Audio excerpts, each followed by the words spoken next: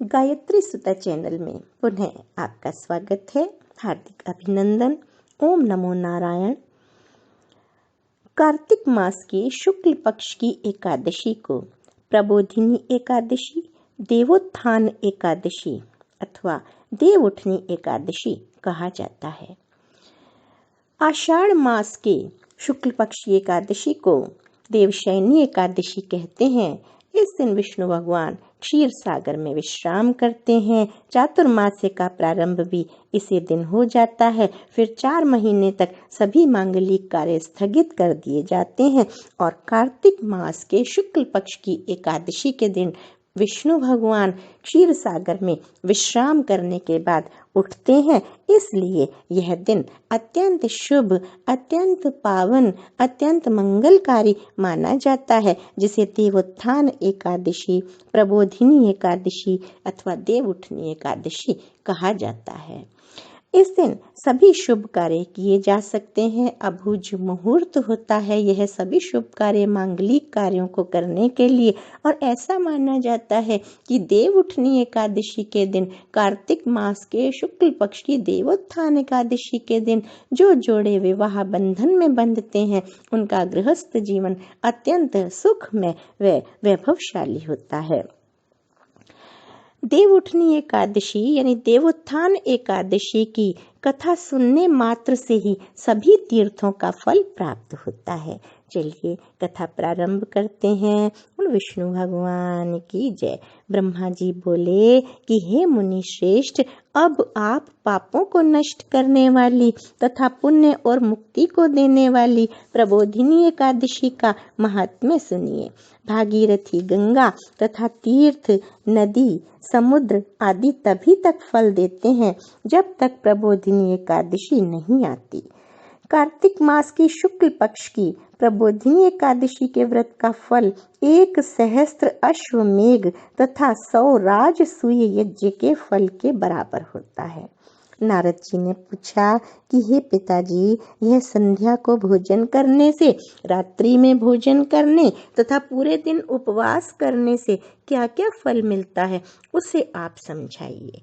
ब्रह्मा जी बोले कि हे नारद, एक संध्या को भोजन करने से 1 जन्म का, रात्रि में भोजन करने से 2 जन्म का तथा पूरे दिन उपवास करने से 7 जन्म के समस्त पाप नष्ट हो जाते हैं। प्रबोधिनी एकादशी के व्रत के प्रभाव से सुमेरु पर्वत के समान कठिन पाप क्षण मात्र में ही नष्ट हो जाते हैं। अनेकों पूर्व जन्म के किए हुए बुरे कर्मों को यह प्रबोधिनी एकादशी का व्रत क्षण भर में नष्ट कर देता है। जो मनुष्य अपने स्वभावानुसार इस प्रबोधिनी एकादशी का विधि पूर्वक व्रत करते हैं उन्हें पूर्ण फल प्राप्त होता है। हे मुनीश्वर, जो मनुष्य श्रद्धा पूर्वक थोड़ा भी पुण्य करते हैं उनका वह पुण्य पर्वत के समान अटल हो जाता है। जो मनुष्य हृदय के अंदर ही ऐसा ध्यान करते हैं कि मैं प्रबोधिनी एकादशी का व्रत करूंगा, उनके 100 जन्म के समस्त पाप नष्ट हो जाते हैं। जो मनुष्य प्रबोधिनी एकादशी के दिन रात्रि को जागरण करते हैं उनकी बीती हुई तथा आने वाली 10,000 पीढ़ियां विष्णु लोक में जाकर वास करती हैं और नरक में अनेक दुखों को भोगते हुए पितृ विष्णु लोक में जाकर सुख भोगते हैं। ब्रह्म हत्या आदि महान पाप भी प्रबोधिनी एकादशी का व्रत करने से धुल जाते हैं। एकादशी के दिन रात्रि को जागरण करने का फल अश्वमेध आदि के यज्ञों के फल से अधिक होता है। समस्त तीर्थों में जाने तथा गौ, स्वर्ण, भूमि आदि के दान का फल कार्तिक मास की शुक्ल पक्ष की प्रबोधिनी एकादशी के रात्रि के जागरण के फल के बराबर होता है। इस संसार में जितने भी तीर्थ हैं तथा जितने भी तीर्थों की आशा की जा सकती है वह सब प्रबोधिनी एकादशी का व्रत करने वाले के घर में रहते हैं। जो मनुष्य इस एकादशी के व्रत को करता है वह योगीवान, योगी, तपस्वी तथा इंद्रियों को जीतने वाला होता है, क्योंकि वह एकादशी भगवान विष्णु को अत्यंत प्रिय है। इसके व्रत के प्रभाव से कामिका, वाचिका और मानसिक पाप नष्ट हो जाते हैं। इस एकादशी के दिन जो भगवान की प्राप्ति के लिए दान, तप, होम, यज्ञ आदि करते हैं उन्हें अक्षय पुण्य मिलता है। प्रबोधिनी एकादशी के दिन भगवान की पूजा करने से बाल्यावस्था, यौवनावस्था और वृद्धावस्था के समस्त संचित पाप कर्म नष्ट हो जाते हैं। इस एकादशी की रात्रि को जागरण करने का फल चंद्र सूर्य ग्रहण के समय स्नान करने के फल से भी सहस्त्र गुना अधिक होता है। मनुष्य जन्म से लेकर जो पुण्य करता है वह पुण्य प्रबोधिनी एकादशी के व्रत के पुण्य के सामने बहुत छोटे होते हैं। यानी प्रबोधिनी एकादशी का व्रत करने का अत्यधिक पुण्य प्राप्त होता है। इसलिए हे नारद, तुमको भी विधि पूर्वक विष्णु भगवान की पूजा करनी चाहिए। जो मनुष्य कार्तिक मास में धर्म परायण होकर अन्य व्यक्तियों का अन्न नहीं खाते उन्हें चंद्रायण व्रत का फल मिलता है। कार्तिक मास में भगवान दान आदि से उतने प्रसन्न नहीं होते जितने कि शास्त्रों की कथा सुनने मात्र से प्रसन्न होते हैं। कार्तिक मास में जो मनुष्य भगवान की कथा को थोड़ा सा भी पढ़ते हैं या सुनते हैं उन्हें 100 गौ के दान का फल मिलता है। मनुष्य अपने कल्याण के लिए विष्णु भगवान की कथा सुनते हैं, वे अपने कुटुंब का उद्धार करके 1 सहस्त्र गौ दान का फल पाते हैं। जो मनुष्य प्रबोधिनी एकादशी के दिन भगवान विष्णु जी की कथा सुनते हैं उन्हें 7 दीप के दान का फल मिलता है। जो भगवान विष्णु जी की भक्ति पूर्वक कथा सुनते हैं और कथा बाँचने वाले ब्राह्मण की यथाचित्त पूजा करते हैं तथा उसे संतुष्ट करते हैं वे उत्तम लोकों को जाते हैं। इस पर नारद जी बोले, हे ब्रह्मा जी, अब आप एकादशी के व्रत का विधान कहिए और कैसा व्रत करने से कौन सा पुण्य मिलता है वह भी समझाइए। ब्रह्मा जी बोले कि हे नारद जी, इस एकादशी के दिन मनुष्य को ब्रह्म मुहूर्त में उठना चाहिए और नदी, तालाब, कुआं या जहाँ भी हो स्वच्छ जल से स्नान करके व्रत का नियम ग्रहण करना चाहिए।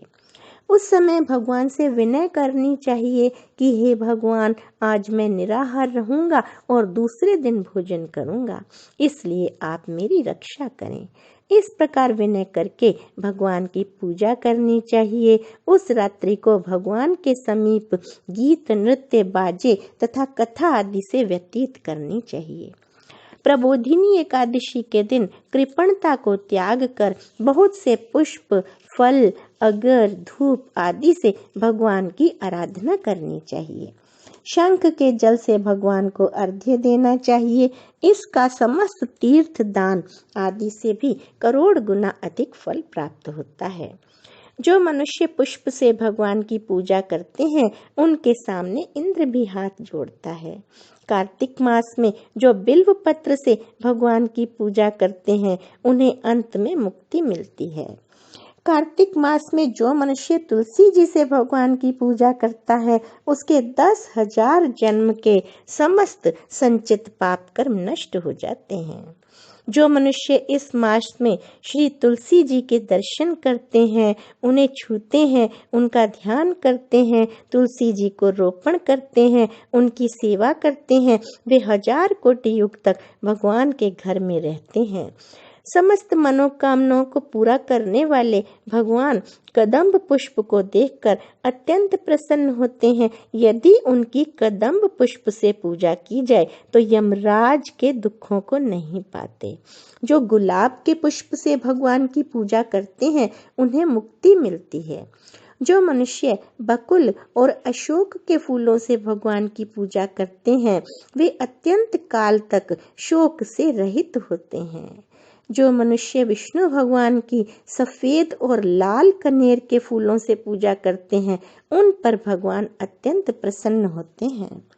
जो मनुष्य विष्णु भगवान की दुर्वा दल से पूजा करते हैं वे पूजा के फल से 100 गुना फल अधिक प्राप्त करते हैं। जो भगवान की शमी पत्र से पूजा करते हैं वे भयानक यमराज के मार्ग को सरलता से पार कर जाते हैं। जो मनुष्य चंपक पुष्प से भगवान विष्णु जी की पूजा करते हैं वे आवागमन के चक्र से छूट जाते हैं। जो मनुष्य स्वर्ण का बना हुआ केतकी पुष्प भगवान पर चढ़ाते हैं उनके करोड़ों जन्म के पाप नष्ट हो जाते हैं। जो मनुष्य भगवान के पीले और रक्त वर्ण कमल के सुगंधित फूलों से पूजा करते हैं उन्हें श्वेत द्वीप में स्थान मिलता है। इस प्रकार रात्रि में भगवान की पूजा करके प्रातः काल शुद्ध जल की नदी में स्नान करना चाहिए। स्नान करने के पश्चात भगवान की पूजा करनी चाहिए। इसके बाद पूर्ति के लिए ब्राह्मणों को भोजन करवाना चाहिए और दक्षिणा देकर मीठे वाक्यों द्वारा सभा करनी चाहिए। इसके उपरांत भोजन, गौ और दक्षिणा से गुरु की पूजा करनी चाहिए और ब्राह्मणों को बहुत सी दक्षिणा देकर नियम को छोड़ना चाहिए। ब्राह्मणों को यथाशक्ति दक्षिणा देनी चाहिए। जिस ब्राह्मण को रात्रि में भोजन करावे उसे स्वर्ण सहित बैल दान करना चाहिए। जो मनुष्य यात्रा स्नान करते हैं उन्हें दही और शहद का दान करना चाहिए। जो मनुष्य फल की आशा करते हैं उन्हें फल का दान करना चाहिए। तेल की जगह घी और घी की जगह दूध और अन्नों में चावल का दान करना चाहिए। जो मनुष्य इस व्रत में भूमि शयन करते हैं उन्हें सब वस्तुओं सहित शैया दान करनी चाहिए। जो मौन धारण करते हैं उन्हें स्वर्ण सहित तिल का दान करना चाहिए और जो मनुष्य बालों को धारण करते हैं उन्हें दर्पण दान करना चाहिए। जो मनुष्य कार्तिक मास में इस कथा को सुनते हैं उन्हें अत्यधिक पुण्य प्राप्त होता है। जो इस मास में नमक त्यागते हैं उन्हें शक्कर का दान करना चाहिए। जो मनुष्य नित्य प्रति देव मंदिरों में दीप जलाते हैं उन्हें स्वर्ण या तांबे के दिए को घी तथा बत्ती सहित दान करना चाहिए। जो मनुष्य चातुर्मास्य व्रत में किसी वस्तु को त्याग देते हैं उन्हें उस दिन से पुनः ग्रहण करना चाहिए। जो मनुष्य प्रबोधिनी एकादशी के दिन विधि पूर्वक व्रत करते हैं उन्हें अत्यंत सुख मिलता है और अंत में स्वर्ग को जाते हैं। जो मनुष्य चातुर्मास्य व्रत को बिना किसी विघ्न के पूरा करते हैं उन्हें दोबारा जन्म नहीं मिलता। जो मनुष्य इस एकादशी के महात्म्य को सुनते हैं वे पढ़ते हैं उन्हें अनेक गौदान का फल प्राप्त होता है। समस्त तीर्थों का फल प्राप्त होता है। बोलो विष्णु भगवान की जय। भज मन नारायण नारायण नारायण, श्रीमन नारायण नारायण नारायण। भज मन नारायण नारायण नारायण, श्रीमन नारायण नारायण नारायण। बोलो विष्णु भगवान की जय। बोलो कृष्ण भगवान की जय। ओम नमो भगवते वासुदेवाय।